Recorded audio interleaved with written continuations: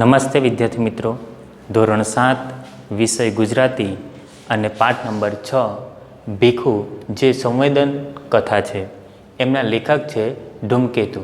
તો વિદ્યાર્થી મિત્રો, આજના વિડીયોની અંદર આપણે ભીખુ જે ભિખારી છોકરો છે એના વિશે આપણે એ પાઠ વિશે આપણે અભ્યાસ કરીશું. એમના લેખક છે ધૂમકેતુ, તો એમના વિશે આપણે પરિચય મેળવીએ.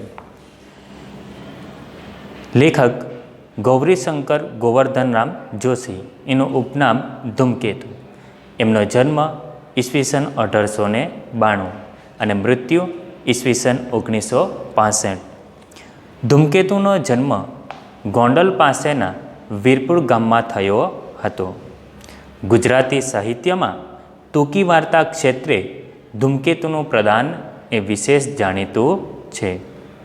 તડખા મંડળના 4 ભાગ ઉપરાંત બીજા 20 જેટલા વાર્તા સંગ્રહો એમણે આપ્યા છે.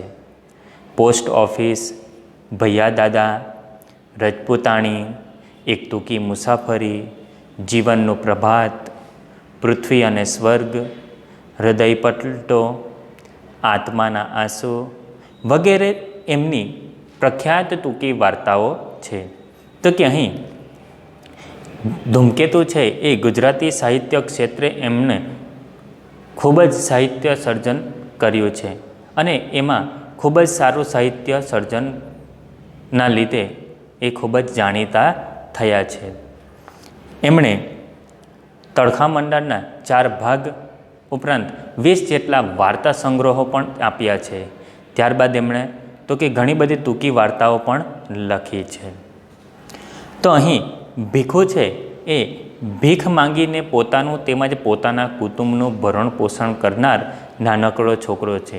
એટલે કે અહીં આ ભીખુ જે પાઠ છે એની અંદર ભીખુ નામનો એક ભિખારી છે, નાનો બાળક છે. તો ભીખુ એ ભીખ માંગીને પોતાના કુટુંબનું ભરણ પોષણ કરે છે. આપણે જાણીએ છીએ કે ભિખારી એ ઘરે ઘરે જઈને ભીખ માંગે છે. ક્યાંકથી મળે, ક્યાં તો ક્યાંકથી ન પણ મળે, ક્યાંક ગાળો પણ ખાવી પડતી હોય, ક્યાંકથી ભગાવતા પણ હોય છે, બરાબર ને. તો આ રીતે એ ભીખુ છે એ ભીખ માંગીને એ પોતાનું એ કુટુંબનું ભરણ પોષણ કરનારો નાનકડો છોકરો હતો. તેનું આ પાત્ર આલેખન એ હૃદયસ્પર્શી બની ગયું છે. વહેંચીને ખાવું, પોતે વેઠીને પણ ભાઈ ભાંડુનો વિશેષ ખ્યાલ રાખવો, એવું વલણ તેનામાં સહજ રીતે લાગણીના સ્વરૂપે વહેતું જોવા મળે છે. તો કે આ નાનકડો જે બાળક છે ભીખુ, જે ભિખારી છોકરો છે, એના મનની અંદર તો કે વહેંચીને ખાવું જોઈએ. જે કંઈ વસ્તુ એ લાવ્યા છે તેમાંથી બધા ભાઈ બહેન છે મા સાથે એ વહેંચીને ખાવું જોઈએ. પોતે એ દુઃખ વેઠીને પણ ભાઈ ભાંડુ મા માટે, ભાઈ બહેન માટે એ વિશેષ ખ્યાલ રાખતો હતો. એ અહીં એનું જે વલણ છે એ તેને સહજ રીતે લાગણીના સ્વરૂપે એ વહેતું અહીં આપણે જોઈ શકાય છે. ભીખુએ જલેબી પણ ખાધી નહોતી કે દાળિયા પણ ન ખાધા હતા, પરંતુ ભાઈ ભાંડુને ખાવા મળે એ હેતુથી મા આગળ એ અસત્ય બોલે છે. તો કે અહીં ભીખુ છે એ એક દુકાને જાય છે અને ત્યાંથી એ જલેબી અને દાળિયા ખરીદે છે અને ભાઈ ભાંડુને ખાવા મળે, એટલે કે નાના ભાઈ બહેન છે એને એ ખાવા મળે એ હેતુથી અને પોતાની માતાને પણ ખાવાનું મળે એ માટે એ હેતુથી એ પોતાની માતા સામે એ અસત્ય બોલે છે કે પોતે એને ધરાઈને ખાધો છે. ભીખુના અંતરની આ અમીરાત એટલે ઉદારતા, એટલે ભીખુના અંતરની આ અમીરાત ઉદારતા એના દિલની લાગણી એના વર્તનમાં જે રીતે પ્રતિબિંબિત થતી લેખકે બચાવી છે તે સમગ્ર ઘટના સરસ આલેખન પામી છે. તો વિદ્યાર્થી મિત્રો, આપણે આ ભીખુ જે સંવેદન કથા છે એના વિશે હવે પાઠ વિશે અભ્યાસ કરીએ. સાંજના 7 થવા આવ્યા હતા અને ઊંચે ચડેલા મિલના ધુમાડા નીચે ઉતરીને વીજળીની રોશનીને ઝાંખી કરી રહ્યા હતા.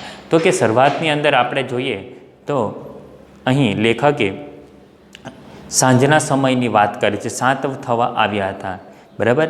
ઊંચે ચડેલા મિલના ધુમાડા, એટલે કે મિલ ચાલતી હોય તો તેમાંથી એ મોટા મોટા જે ભૂંગળા હોય છે એમાંથી એ કાળા ધુમાડા નીકળતા હોય છે.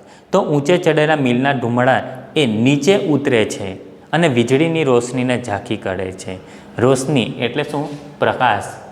રોશની ઝાંખી કરવી એટલે કે અજવાળું ઓછું થવું. એટલે કે જે મિલના ધુમાડા છે એ નીચે ઉતરતા જે લાઇટ સળગે છે, બરાબર, તો એ લાઇટને પણ એ શું કરી નાખે છે, ઝાંખી કરી નાખે છે. એટલે કે ઓછું અજવાળું દેખાય આપણને ધુમાડોના લીધે, બરાબર.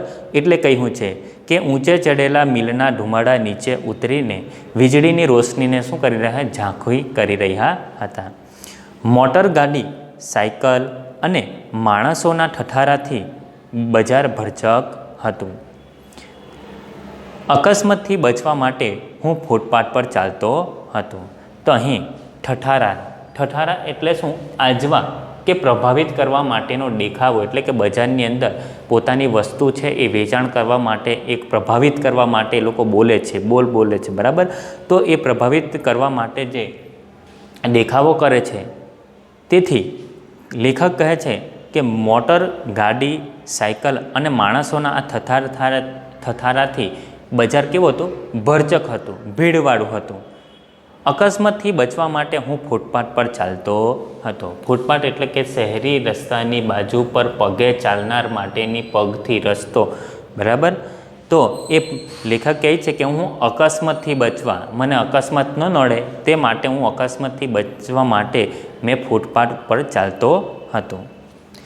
એક કંગાલ પર ઇતની રહમ કરો.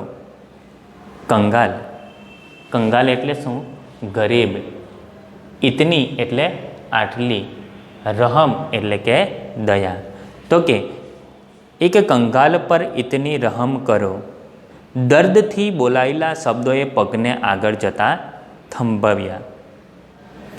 એટલે કે લેખક છે એ બજારમાંથી પસાર થતા હતા અને ત્યાં જ લેખકના કાને આ શબ્દો પડે છે કે એક કંગાલ પર ઇતની રહમ કરો. એટલે કે એક ગરીબ પર આટલી દયા કરો. એવા દર્દથી બોલાયેલા જે શબ્દો છે એ લેખકને કાને પડે છે અને લેખકના પગ ત્યાંના ત્યાં જ થંભી જાય, એટલે કે ઊભા રહી જાય છે લેખક. પાછા ફરીને જોયું તો હું 3 દરવાજા પાસે ઊભો હતો. ફરી એ જ શબ્દો સંભળાય છે લેખકને કે એક કંગાલ પર ઇતની રહમ કરો. મેં ડોકું જરાક ખેંચ્યું તો દરવાજા વચ્ચેની સાંકડી કમાનમાં એક અત્યંત કંગાળ સ્ત્રી બેઠી હતી. તો લેખક છે ત્યાં ઊભા રહી ગયા. એક કંગાલ પર ઇતની રહમ કરો એટલા શબ્દો સાંભળતા ઊભા રહી જાય છે અને પોતાનું ડોકું છે જરાક ખેંચીને ત્યાં એ જોઈ છે. એટલે કે પાછળ નમીને એ લેખક શું કરે છે, જોઈ છે આ અવાજ ક્યાંથી આવ્યો છે આટલો દર્દ ભર્યો એમ. એટલે એ ડોકું જરાક ખેંચ્યું તો દરવાજા વચ્ચેની જે સાંકડી કમાન હતી એ ગલીમાં ખૂણામાં, બરાબર, એના માટે કમાન એટલે કે ધનુષ્ય જેવા વળાંકવાળી રચના હતી ત્યાં. તો ત્યાં એ કમાનમાં ગલીમાં એક અત્યંત કંગાળ સ્ત્રી બેઠી હતી. કંગાળ એટલે કે એકદમ ગરીબ સ્ત્રી હતી, એ બેઠી હતી. એટલી વારમાં તો મને રસ્તા પર વચ્ચે ઊભેલો જોઈને કેટલાક માણસો ધક્કા મારીને આગળ ચાલ્યા ગયા. લેખક કહે છે કે એ ત્યાં ડોકું જે ખેંચીને ત્યાં પેલી કંગાળ સ્ત્રી તરફ ત્યાં જોઈ છે, એટલામાં તો બજારની અંદર બધા લોકો અવર જવર કરતા હોય છે. એટલે એટલી વારમાં તો લેખક કહે કે મને વચ્ચે ઊભેલો જોઈને કેટલાક લોકો ધક્કા મારીને આગળ ચાલ્યા ગયા. તો વિદ્યાર્થી મિત્રો, આપણે પણ બજારની અંદર જતા હોઈએ ત્યારે બહુ ભીડ હોય અને એવામાં આપણે વચ્ચે ઊભા રહી ગયા તો એ લોકોની અવર જવરના લીધે આપણને શું કરશે, એ ધક્કા મારીને આગળ લોકો ચાલ્યા જશે. એવામાં વચ્ચેના સરિયામ માર્ગ પર એક નાના છોકરાને રસ્તો ઓળંગતા જોયો. તો કે લેખક છે એવામાં વચ્ચેના સરિયામ માર્ગ પર, સરિયામ એટલે શું, તો કે મુખ્ય માર્ગ ઉપર, તો એવામાં વચ્ચેના સરિયામ માર્ગ પર એક નાનકડા છોકરાને એ રસ્તો ઓળંગતો જોયો. મોટરના મોંમાં મૃત્યુના મુખમાં જતો જોઈ મારી રાડ ફાટી ગઈ. મોટરના મોંમાં મૃત્યુના મુખમાં જતો જોઈ મારી રાડ ફાટી ગઈ. બરાબર, એટલે અહીં રાડ ફાટી જવી એટલે કે ભયથી ચીસ પાડી ઉઠવી અથવા પાડી જવી. તો લેખક છે એ પેલા છોકરાને રસ્તો ઓળંગતો જોઈ છે અને ત્યાં અચાનક પેલી એ ગાડી મોટર ગાડી આવી જાય છે અને લેખકના મનમાં કે એ બાળકનું અકસ્માત થઈ જશે. એટલે આ રીતે મોટરના મોંમાં એટલે કે મૃત્યુના મુખમાં જતો લેખક જોઈ છે. તેથી લેખકથી રાડ ફાટી જાય છે. રાડ ફાટી જવી એટલે કે ભયથી કે અકસ્માત થઈ જ જશે એમ કરીને એ ભયથી ચીસ પાડી ઉઠે છે લેખક. સહજ જ એ તરફ હું દોડ્યો. એકાએક હું એ તરફ દોડ્યો ત્યાં જ્યાં અકસ્માત થતાં બચી ગયો. અકસ્માત થતું હતું એ તરફ એ લેખક એને જાણે કે બચાવવા દોડતા હોય એમ એ તરફ દોડે છે. પણ તે પહેલાં તો સોફરે અત્યંત ચાલાકીથી છોકરાને ઉગાડી લીધો ને તેની મા આગળ વધીને હાંફળી ફાંફળી દોડતી હતી અને તેના તરફ એક ઠપકાભરી નજર નાખી હોર્ન વગાડી મોટર આગળ ચલાવી મૂકી. તો આગળ શું કરે છે તો કે પણ લેખક એ તરફ દોડે છે તે પહેલાં જ એક સોફર એટલે શું છે તો કે મોટર ચલાવનાર ગાડીવાળો ડ્રાઈવર, બરાબર. તો એ સોફરે અત્યંત ચાલાકીથી પોતાની બુદ્ધિથી પેલા છોકરાને પોતાની મોટરમાં આવી જતો હતો, અકસ્માત થઈ જતું હતું. તો અત્યંત ચાલાકીથી પેલા છોકરાને એને ઉગારી લેવો એટલે કે બચાવી લીધો ને તેની મા આગળ વધીને હાંફળી ફાંફળી દોડતી હતી. તેના તરફ એક ઠપકાભરી નજર નાખીને એ હોર્ન વગાડી મોટર આગળ ચલાવી મૂકી. હાંફળી ફાંફળી એટલે હાંફળું ફાંફળું એટલે કે ગભરાયેલું, બે બાકડું થઈને, બરાબર. અને ઠપકાભરી નજર એટલે કે બાળકનું ધ્યાન ન રાખવા બદલ, બરાબર. તો એ ગુસ્સાથી આપણે જોવું તે તો એની મા છે એ પેલા પોતાનું બાળક છે અકસ્માત થવાનું હતું. તેથી એ જોઈને એ ત્યાં શું થાય છે, હાંફળી ફાંફળી થઈને ગભરાયેલી એ પોતાના બાળક તરફ ત્યાં દોડે છે અને તેના તરફ એક ઠપકાભરી નજરથી એટલે કે પોતાના બાળકનું ધ્યાન ન રાખવા બદલ ગુસ્સાથી પેલો ડ્રાઈવર હતો મોટરનો તે એ ગુસ્સેભરી નજર નાખીને એ હોર્ન વગાડતો એ આગળ ચાલી ગયો. હું પાછળ હતો. લેખક કહે છે કે હું પાછળ હતો ત્યાં એક જણા સાથે ભટકાયો, બરાબર. એ પાછળ હતા પરંતુ ત્યાં એક જણા સાથે લેખક ભટકાઈ જાય છે. એટલે માફ કરજો માસ્ટર કહીને એક જણો ભટકાતો ચાલ્યો ગયો. લેખક છે એક વ્યક્તિ સાથે ત્યાં ભટકાઈ જાય છે. તેથી પેલો વ્યક્તિ જે ભટકાયો હતો તે લેખકની પર માફી માંગતો જાય છે કે માફ કરજો માસ્ટર એમ કરીને એમ ત્યાંથી ચાલ્યો ગયો ને એટલામાં તો પેલી કંગાળ સ્ત્રીના એના એ જ શબ્દો ત્રીજી વખત સંભળાયા, એક કંગાલ પર ઇતની રહમ કરો. એટલી જ વારમાં તો શું થાય છે તો કે ફરી પેલી કંગાળ સ્ત્રી છે, ગરીબ સ્ત્રીના એકના એક શબ્દો એ લેખકને કાને સંભળાયા. આ ત્રીજી વખત સંભળાયા કે એક કંગાળ પર ઇતની રહમ કરો, કે એક ગરીબ પર આટલી દયા કરો. એ શબ્દો સાંભળે છે. એ સ્ત્રી બેઠી હતી તે ખૂણામાં અંધારામાં મેં નજર ફેરવી. એટલે કે લેખક પેલી કંગાળ સ્ત્રી, ગરીબ સ્ત્રી, ભિખારણ જે બેઠી હતી તેને એ ખૂણાની અંદર અંધારામાં એ લેખક છે નજર કરીને જુએ છે. તેના પગ પાસે ઉઘાડે શરીરે 3 છોકરા સૂતા હતા. હવે લેખકે જોયું તો પેલી જે કંગાળ સ્ત્રી હતી તો તેના પગની આગળ એક ઉઘાડે શરીરે 3 છોકરા છે સૂતા હતા. તો કે આપણે જાણીએ છીએ કે ભિખારી હોય તો ભિખારી પાસે કપડાં પણ વ્યવસ્થિત પહેરવાના ન હોય, ફાટેલા તીતેલા ચિત્રેહાલ જેવા કપડાં હોય છે એ પહેરીને ત્યાં એ રહેતા હોય છે. તો અહીં પણ એ પેલી સ્ત્રીના પગ પાસે ઉઘાડે શરીરે જ 3 છોકરા એને સૂતા હતા ને તેના ખોળામાં એક નાનું બચ્ચું દયામણું મોં રાખીને આવનાર જનારની સામે જોયા કરતું હતું. દયામણું એટલે કે દયા આવે એવું, બરાબર. તો કે પેલી સ્ત્રીના ખોળામાં જે એક નાનકડું બચ્ચું હતું એ આપણને પણ દયા આવે એવું મોં રાખીને એ પેલા અવર જવર કરતા લોકોને એ જોયા કરતું હતું. બાઈ અશક્ત હતી. અશક્ત એટલે તો કે નબળી હતી, કમજોર હતી ને ગરીબી તેના ઉપર અસહ્ય જુલમ કરી રહી હતી. જુલમ કરવો એટલે શું તો કે ત્રાસ આપવો, અત્યાચાર કરવો, બરાબર. તો કે બાઈ એક તો અશક્ત હતી, નબળી હતી, બરાબર, અને પાછી એ ગરીબ હતી. એટલે ગરીબીને જાણે એના ઉપર અસહ્ય જુલમ કરી રહી હતી. ઊંડા ખાડા જેવી આંખોમાંથી તેજ પરવારી રહ્યું હતું. ઊંડા ખાડા જેવી, એટલે કે પેલી સ્ત્રી છે એ અશક્ત હતી, કમજોર હતી, બરાબર. તેથી એની આંખો પણ કેવી હતી, તે એની આંખો અંદર ઊંડે સુધી ઉતરી ગઈ હતી, બરાબર. તે એવા ઊંડા ખાડા જેવી આંખોમાંથી તેજ પરવારી રહ્યું હતું. તેજ પરવારી રહેવું એટલે તો કે ભૂખને દુઃખની અસરથી નિશ્ચેત થવું, બરાબર. ભૂખ તો કે ભૂખ અને દુઃખથી આંખ નબળી થઈ જવી, બરાબર. તો કે અહીં તેજ પરવારી રહેવું એટલે કે ભૂખ અને દુઃખથી એની આંખો કેવી થઈ જાય, નબળી થઈ જાય, જેના લીધે શું એની આંખો છે એના આંખના ડોળા અંદર સુધી બેસી જવા, બરાબર. જેને આંખની આસપાસ બધા હાડકાં એ દેખાવા લાગવા, બરાબર. એવું તો આ રીતે ઊંડા ખાડા જેવી આંખોમાં એ તેજ પરવારી રહ્યું હતું. પોતે છોકરા માટે જ જીવન દોરી લંબાવતી હોય એમ તેના મોં પરથી દેખાતું હતું.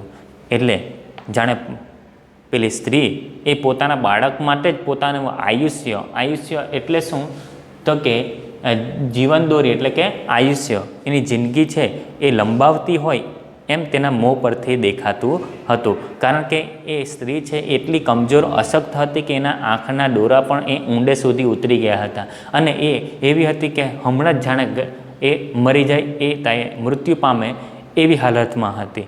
પણ એ પેલી જાણે પોતાની પેલી સ્ત્રી છે એ પોતે છોકરા માટે જ પોતાનું આયુષ્ય એ લંબાવતી હોય એમ તેના મોં પરથી દેખાતું હતું. મારો હાથ છે એકદમ કોટના ખિસ્સામાં પડ્યો. એ ખિસ્સાએ 2 કલાક પહેલાં જ કલદાર રાણીના છાપના રૂપિયા સાથે ભદ્રમાંથી શહેર તરફ મુસાફરી કરી હતી, પણ અત્યારે તે ભોંઠો પડ્યો. તો કે અહીંયા શું કહે છે કલદાર, તો કે કલદાર એટલે કે ચાંદીના રણકારવાળો સિક્કો, અને રાણી છાપ એટલે તો કે ઇંગ્લેન્ડની રાણી વિક્ટોરિયાની છાપવાળો સિક્કો, બરાબર. તો કે લેખક શું કરે છે તો એ લેખક પોતાના હાથ કોટના ખિસ્સાની અંદર એ હાથ નાખે છે. એ ખિસ્સાએ શું કર્યું હતું તો કે 2 કલાક પહેલાં જ એણે શું કર્યું હતું, કલદાર રાણી છાપના સિક્કા સાથે એણે ભદ્રમાંથી, ભદ્ર એટલે શું થશે તો કે અમદાવાદના ભદ્રના કિલ્લા એટલે કે ભદ્ર કિલ્લાની આસપાસનો વિસ્તાર છે ત્યાંથી લેખકે મુસાફરી કરી હતી. પણ અત્યારે તે ભોંઠો પડ્યો. ભોંઠો પડવો એટલે કે ઝંખવાણો પડ્યો, શર્મિંદા થઈ ગયો. માત્ર 3 પૈસા જ હાથે ચડ્યા. એટલે કે લેખકે જે ખિસ્સાને એટલે કોટના ખિસ્સામાં હાથ નાખે છે અને જેવા કાઢે છે તો તેમાંથી કેટલા માત્ર 3 પૈસા જ એને મળ્યા. 9 આના સિનેમાએ ને રોકડા 6.25 આને હોટલે ઉપાડી લીધા. અહીંયા ઉપાડી લેવું, હોટલે ઉપાડી લેવું એટલે તો કે ખાવા પીવાનો જે ખર્ચ કરી નાખવો મતલબમાં. તો લેખકે શું કર્યું, 9 આના છે એ સિનેમા જોવા માટે એણે ખર્ચ કર્યા અને હોટલની અંદર જમવા માટે કેટલા પૈસાનો વપરાશ કર્યો તો કે રોકડા 6.25 આનાનો, બરાબર. 6 આનાના એને હોટલે ઉપાડી લીધા. સાધારણ માણસોના આવા તદ્દન સામાન્ય વિલાસમાંથી પણ ઘણા જ પોષી શકાય તેમ છે. એ પસાર થઈ જતા વિચારની સાથે હાથ ખિસ્સામાંથી બહાર આવ્યો અને લેખક એવું મનમાં વિચારે છે કે સાધારણ માણસોના આવા તદ્દન સામાન્ય વિલાસમાંથી, બરાબર. વિલાસ એટલે કે મોજ મજા, એટલે કે લેખકે હમણાં જે ભદ્રક એટલે કે અમદાવાદના જે ભદ્રક કિલ્લાની આસપાસથી મુસાફરી કરી હતી એના વચ્ચે તો કે એણે સિનેમાના 9 આના એણે ખર્ચ કર્યા હતા. બીજા 6 આના તો હોટલની અંદર ખાવા પીવામાં એ કર્યા હતા. તો આટલા પૈસા છે જે 9 આના સિનેમા અને હોટલની અંદર ખાધું, તો એટલા પૈસામાંથી આવા ગરીબ લોકો છે એ તે ઘણા ગરીબ લોકોને એ ખાવાનો મળી શકે છે, એટલે કે ઘણા લોકોને પોષી શકાય છે આટલા પૈસામાંથી, એમ એવું લેખક કહેવા માંગે. તો કે સાધારણ માણસોના આવા તદ્દન સામાન્ય વિલાસમાંથી પણ ઘણા જ જણ પોષી શકાય તેમ છે. એવો વિચાર એ લેખકના મનમાં પસાર થઈ ગયો અને એ પસાર થઈ જતા વિચારની સાથે હાથ ખિસ્સાની બહાર આજે લેખકે જે ખિસ્સાની અંદર હાથ નાખ્યો હતો એ હવે બહાર કાઢે છે.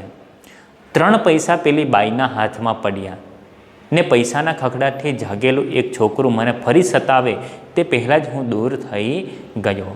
તો કે પેલા લેખકે છે એ કોટના ખિસ્સામાંથી એમણે શું કર્યું તો કે 3 પૈસા છે એ કોટના ખિસ્સામાંથી ના કાઢે છે અને પેલી કંગાલ સ્ત્રી છે જે એક કંગાલ પર ઇતની રહમ કરો એ જે બોલતી હતી દર્દભર્યા અવાજે, તો તે એ ગરીબ ભિખારણ સ્ત્રીને શું કરે છે, કટોરાની અંદર તો કે લેખક છે એ 3 પૈસા નાખે છે અને લેખક ત્યાંથી એ તરત ને તરત એ ખસી જાય છે. કેમ?